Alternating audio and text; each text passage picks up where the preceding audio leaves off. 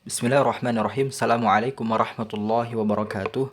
Rabbi shrah li sadri wa yassir li amri wahlul 'uqdatam min lisani yafqahu qawli. Baik teman-teman, kita masuk pembahasan ke episode yang kelima begitu. Masih di bab Qawaidul Aqaidi. Kita lanjut pembahasan kitabnya. Qala al-musannifu rahimahullahu ta'ala nafa'ana Allahu bihi bi'ulumihi fid dharaini amin ila an qala wa annahu ta'ala hayyun wa annahu, dan bahwasanya Allah Subhanahu wa taala hayyun, dialah zat yang hidup gitu ya. Alimun, dialah zat yang maha mengetahui. Muridun, dialah zat yang berkehendak. Qadirun, dialah zat yang menguasai. Dialah zat yang mampu mewujudkan sesuatu. Dialah zat yang mentakdirkan, menentukan segala sesuatu. Mutakallimun, dialah zat yang zat yang berfirman atau berbicara gitu ya. Sami'un, dialah zat yang maha mendengar. Basirun, dialah zat yang maha melihat begitu ya. Nah, kita harus percaya pertama bahwa Allah Subhanahu wa taala itu hayyun, hidup gitu ya, hidup. Alimun, Allah itu maha mengetahui, baik yang nampak maupun yang tidak nampak, baik yang terdengar maupun yang tidak terdengar, baik yang terlihat maupun yang tidak terlihat.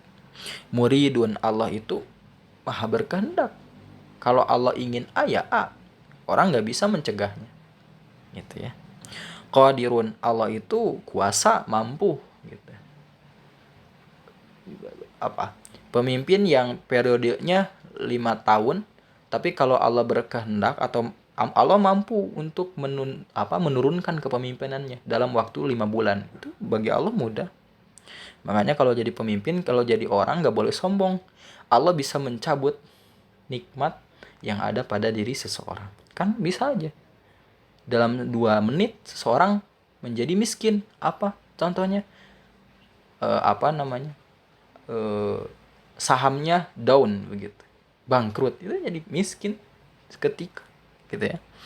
Mutakallimun, Allah juga zat yang berfirman gitu, yang berkata begitu ya. Dia punya sifat kalam begitu ya. Contohnya apa? Kalamullah, Al-Quran itu kalamullah, bukan makhluk begitu. Al-Quran kalamullah. Sami'un, Allah juga maha mendengar gitu ya. Dan pendengarannya tidak ada batasnya begitu. Basirun, Allah juga maha melihat, yang penglihatannya tidak ada batasnya, jelih, tepat begitu ya. Nah, itu kita lanjut. Di situ ada ya'lamu kha'inatal a'yuni wa ma tukhfis suduru katanya. Allah itu ya'lamu, Allah itu mengetahui kha'inatal a'yun, yaitu mata pengkhianat. Jadi gerak-gerik mata, lirikan mata orang yang berkhianat. Allah juga mengetahui orang-orang yang berkhianat. Wama, dan sesuatu tukhfi suduru, tukhfi yang tersembunyi, as-suduru di dalam dada. Maksudnya di dalam hati. Jadi Allah tahu gitu gerak-gerik orang yang sedang ingin berkhianat. Allah juga tahu apa-apa yang disembunyikan di balik dada, yaitu di dalam hatinya gitu ya. Maka ketika kita hendak bermaksiat juga, Allah tahu gitu. Kita benci kepada orang, memendam dendam, memendam dengki, memendam iri hati, Allah tahu gitu. Soalnya kalau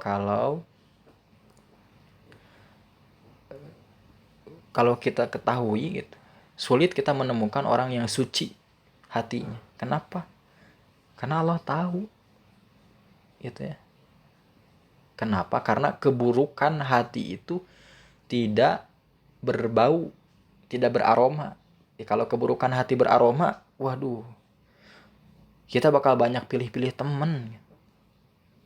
Kita bakal ketika duduk di satu tempat, misalnya di terminal, aduh, bau banget gitu. Kita nggak bisa enak makan. Kenapa? Karena buruknya hati itu berbusuk gitu, beraroma, itu repot. Untungnya keburukan hati itu tidak berbau. Makanya kita banyak melihat orang yang buruk hatinya, tapi kita seolah-olah melihat dia itu baik, gitu ya. Gitu ya. Untung, dan kita pun buruk hati pun untung gak berbau, sehingga kita bisa cepat untuk menghidupkan hati lagi agar beraroma harum lagi, begitu ya. Nah, itu perkataan Syekh di sini, ya'lamu kha'inatal a'yuni wa ma tukhfi suduru, itu ada dalam surah Ghafir ayat 19. Silahkan dirujuk, nanti tafsirnya juga dirujuk. Wa ya'lamu sirra wa akhfa, wa ya'lamu, dan Allah Subhanahu wa taala mengetahui asirra, rahasia-rahasia. Gitu ya. Rahasia yang disembunyikan oleh manusia juga Allah mengetahui. Wal akhfa, dan sesuatu yang disembunyikan. Sesuatu yang tersembunyi, akhfa. Jin tersembunyi oleh pandangan manusia, tapi dalam pandangan Allah terbuka luas. Khaliqu kulli syai'in, khaliqu, Allah adalah zat sang pencipta, kulli syai'in, segala sesuatu. Jadi Allah menciptakan apa dan siapa. Kalau apa berarti sesuatu yang tidak berakal, benda, hewan gitu. Siapa, Allah menciptakan yang berakal, itu manusia di antara. Wa huwa, dan Allah Subhanahu wa taala adalah zat al-wahidul qahhar. Al-wahid yang maha esa, al-qahhar yang maha memaksa. Gitu. Allah kalau sudah berkeputusan si A harus mati hari ini, ya udah, gak bakalan ada dokter yang mampu membatalkan keputusan Allah. Secanggih apapun peralatannya. Jadi Allah maha memaksa begitu. Kalau Allah sudah berkehendak, ya udah mutlak bakal terjadi, kun fayakun. Wa annahu ta'ala, dan bahwasanya Allah Subhanahu wa taala ba'atha sayyidana Muhammadan, ba'atha, Allah telah mengutus sayyidana, tuan kita, penghulu kita, yaitu Muhammadan, yakni Nabi Muhammad sallallahu alaihi wasallam, abdahu, sebagai hambanya, wa rasulahu, dan sebagai utusannya, ila jami'il khalqi, kepada, Allah mengutus Nabi Muhammad yang sebagai hamba dan sebagai rasul kepada jami'il khalqi, seluruh ciptaannya. Nah, gitu ya. Jadi Nabi Muhammad SAW itu adalah rahmat, dirinya sendiri adalah rahmat, dan ajarannya adalah rahmat. Nah, itu ya. Rahmatan lil alamin itu Nabi Muhammad adalah zatnya, dirinya rahmat, dan ajarannya rahmat. Dirinya Nabi Muhammad SAW, perangainya penuh kasih sayang, begitu ya. Kepada hewan, kasih sayang Rasul, menyayangi hewan. Kepada barang, banyak barang-barang itu yang Rasul SAW beri nama, cangkirnya, pedangnya. Itu bukti apa? Seolah-olah barang itu hidup. Rasul menghargai jasa barang itu, maka diberi nama. Terus mimbar Rasul SAW yang terbuat dari pelepah kurma itu pernah menangis. Kenapa? Sebab beliau dibangunkan mimbar baru yang bukan terbuat dari pelepah kurma yang tempat Rasul bersandar. Itu kenapa? Karena pelepah kurma itu merasakan rahmat Rasulullah SAW, gitu ya. Terus ada unta yang yang marah atau ketakutan, terus ketika Rasul mendatanginya, terus diusapnya, unta itu tenang. Itu bukti Rasul itu rahmat, gitu ya. Maka tanda umat Rasul SAW adalah penyayang, gitu. Itu. Kalau kita nggak penyayang, bukan umat Rasul. Kenapa? Karena Rasul itu penyayang. Ajaran yang dibawa Rasul itu penuh kasih sayang. Itu ya. Muhammadan abdahu, Nabi Muhammad itu sebagai abdahu, hambanya. Jadi gelar Nabi Muhammad itu gelarnya adalah pertama hamba, sebagai hamba. Hamba itu sesuatu yang dimiliki. Siapa yang memiliki Nabi Muhammad SAW? Yaitu Allah Subhanahu wa taala. Makanya salah satu redaksi yang dipilih untuk menyebut nama Nabi Muhammad SAW di dalam Al-Quran adalah abdun. Dalam surah Al-Kahfi disebutkan, A'udzubillahi minasyaitonirrajim. Bismillahirrahmanirrahim. Alhamdulillahilladzi anzala ala abdihi abdihil kitaba walam yaj'al lahu iwaja. Di situ yang dimaksud abdihi itu Nabi Muhammad SAW. Gitu ya. Nah, maka kalau dikatakan apa gelar tertinggi yang dimiliki oleh manusia di hadapan Allah Subhanahu wa taala? Jawabannya adalah hamba. Gitu. Masya Allah ya. Jadi memang hamba itu kalau dalam pandangan manusia itu hina. Tapi dalam pandangan Allah itu hamba itu mulia. Semakin seseorang menghinakan diri di hadapan menghinakan diri kepada manusia gitu, memohon-mohon kepada manusia, merendahkan diri kepada manusia, itu hina di pandangan Allah. Tapi semakin seseorang menghinakan diri, memohon-mohon, memelas kepada Allah Subhanahu wa taala, maka mulia di hadapan Allah Subhanahu wa taala. Masya Allah gitu ya. Jadi hamba itu lihat dulu, hamba itu hamba manusia atau hamba Allah. Kalau hamba manusia hina, kalau hamba Allah mulia, begitu. Wa rasulahu, dan Nabi Muhammad SAW juga sebagai rasul, utusan Allah Subhanahu wa taala. Begitu. Masya Allah. Jadi seluruh aspek kehidupan Rasul SAW mengandung manfaat bagi umatnya. Maka kita perlu mengikuti Rasul SAW. Dari segi ajarannya, akhlaknya. Masya Allah. Jadi gitu ya. Jadi jangan meniru Rasul itu dalam hal-hal yang membuat kita enak saja. Begitu. Itu ya. Jadi Rasul diutus untuk seluruh makhluk, begitu. Makanya seluruh makhluk mendapatkan rahmat dari Rasul SAW atas izin Allah Subhanahu wa taala.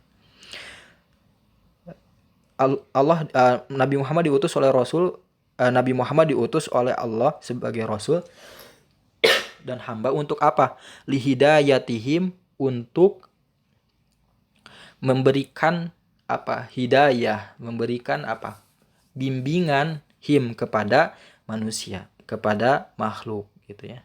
Membimbing.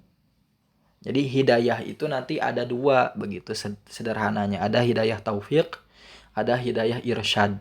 Tapi kalau Nabi Muhammad itu hidayah irsyad, hidayah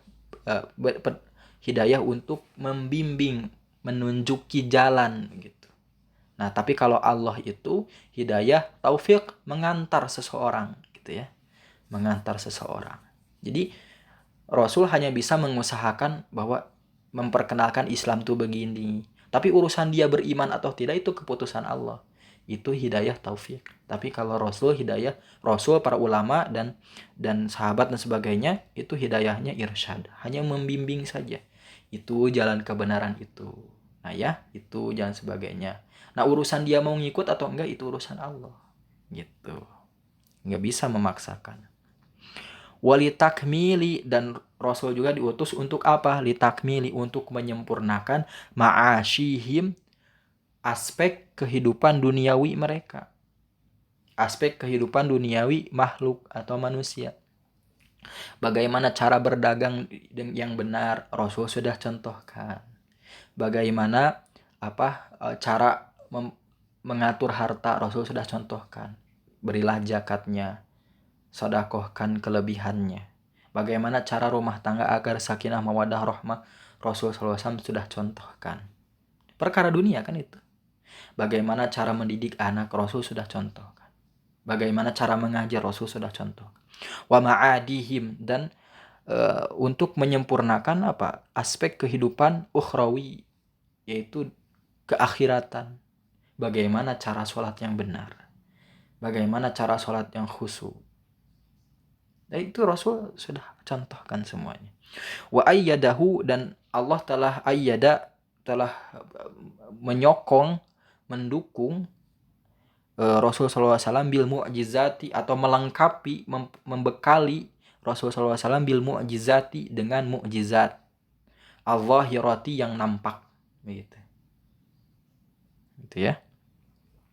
Mukjizat itu sesuatu yang dapat melemahkan lawan gitu. Itu mukjizat gitu.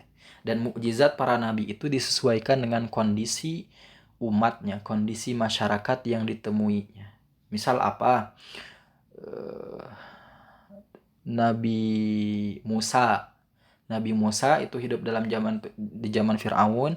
Mereka itu kebiasaannya membanggakan ilmu sihir begitu. Maka Nabi Musa dilengkapi oleh Allah, dibekali oleh Allah tongkat yang ketika dilempar berubah jadi ular yang lebih besar daripada ular-ular penyihir Firaun. Itu kan melemahkan kekuatan lawan untuk membuktikan bahwa Nabi itu benar-benar utusan Allah dan risalahnya benar. Itu mukjizat. Contoh lain lagi apa? Contoh lain lagi misal Nabi Isa begitu ya. Nabi Isa bisa menghidupkan manusia atas izin Allah. Kenapa? Boleh jadi pada zaman Nabi Isa masyarakatnya teknologi kedokteran atau teknologi penyembuhannya canggih sehingga dia membanggakan. Maka Allah melemahkan kaum Nabi Isa itu dengan cara Nabi Isa bisa menghidupkan manusia atas izin Allah Subhanahu wa taala. Nabi Muhammad juga begitu. Dulu masyarakat Arab itu jago sekali dalam bersastra, dalam berpuisi, dalam berbahasa. Maka turun Al-Qur'an sebagai mukjizat salah satu untuk melemahkan kekuatan, kebanggaan, kecongkakan, kesombongan orang-orang bangsa Arab. Itu lemah. Kenapa? Dan mereka pun meyakini bahwa Al-Qur'an itu bukan ungkapan manusia. Itu yang meyakini itu ahli sastra pada zaman itu. Tapi mengakui belum tentu meyakini begitu ya. Nah, zahirah yang nampak. Nah, itu salah satunya pembahasan kita ya. Allahu a'lam bishawab.